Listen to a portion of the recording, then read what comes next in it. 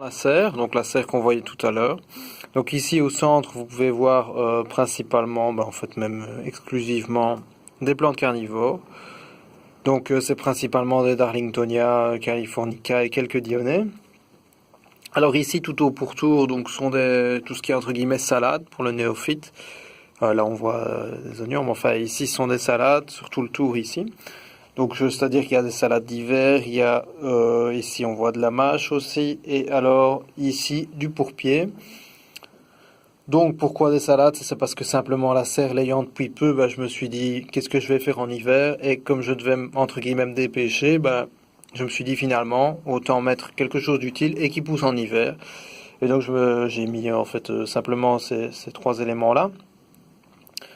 Alors en parallèle de ça, je fais hiverner donc certaines plantes que j'ai qui nécessitaient, enfin qui préféraient en tout cas un hivernage dans une serre. Donc on retrouve ici un oranger, ici il y a un mandarinier, un kumquat. Alors ensuite il y a le Arbutus sunedo bien connu.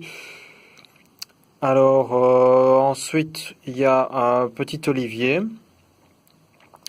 un main de Bouddha et deux trois autres espèce, on va dire, un petit peu plus inhabituelle.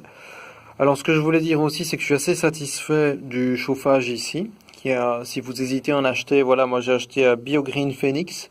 Donc, après avoir regardé sur Internet en comparant, c'est un 2800 watts maximum. Donc, on peut réguler ici soit au niveau de la puissance de chauffe et donc de consommation, soit aussi ici au niveau du thermostat de déclenchement. Et alors il y a une possibilité pour se dissocier du thermostat, c'est-à-dire qu'en fait ça peut permettre de ventiler tout le temps ou non. Et on peut donc par pas de 2,5 degrés, je pense, ou 2,8 degrés ajuster ici. Donc moi j'ai mis sur 1,5, ce qui fait aux alentours de 3, enfin 2,8 plus la moitié de 2,8, donc plus ou moins 4,2 degrés. Ce qui permet donc d'avoir quand même une température correcte. Et étonnamment d'ailleurs, Drosera capensis qu'on voit ici, comme vous